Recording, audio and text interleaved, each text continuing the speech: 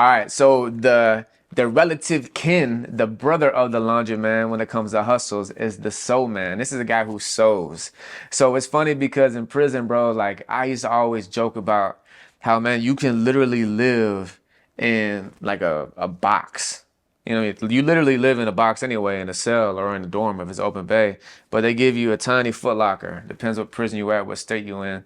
But you do years, you travel, and you'll see this canteen bag behind me.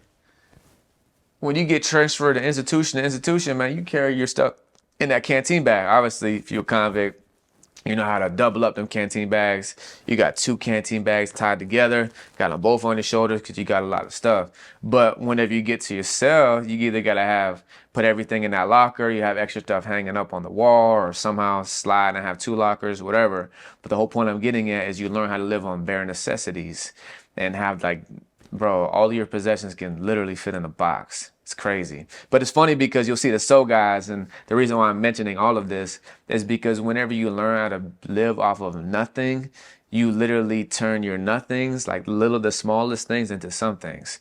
So these soap guys will have like these little soap dishes, and you open it up and they'll have these little pockets in their soap dish. They didn't turn it into like this little like pouch, or it'll be like an eyeglass case that like they didn't transform into this little soap packet, you know, this little sewing, you know, compartment. They open it up and they got all these different needles, different lengths, different sizes. So in prison, obviously everybody's got knives, you know, if you're on that type of time. So you can make sharp objects, you know what I mean, with different type of material, whether it be from the fence or different pieces of plastic or other pieces of metal from the bench or wherever you get it from, and you sharpen it, you know, off the floor or off other pieces of metals, whatever. So not only do they do that for knives or for weapons, the sew guys do it for sewing needles as well, or they take like the needle out of the battery, whatever it is. So they got like all these different little needles, and they use it for sewing shoes. They got different needle for sewing shirts, all this stuff. So that's the sew guy. You know, he does the same thing. They're not as prevalent as the laundry guys,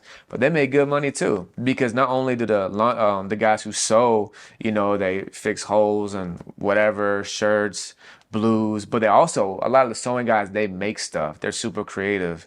So whenever they came out with like the MP3 players, or then later on when they came out with the tablets, the sewing guys were the first ones who are actually like making little pouches for the MP3 player, because they sold them on Canteen. You could buy the MP and it would have an arm case, but the arm case to strap around your arm was like $15, $20, $30, I forget what it was. So guys were like, the sewing guys were like, man, why? That's an opportunity for them to bring value to the institution, to the incarcerated population. So then they find these different fabrics from shoes or leathers from shoes or whatever they make it out of, and they're making their own little cases. You know, even from Head and Shoulders containers, whatever they're making it out of, they're making these little cases now for the MPs. And rather than the guys buying it off the Canteen for $35, they're selling it on the pound for 10, 15.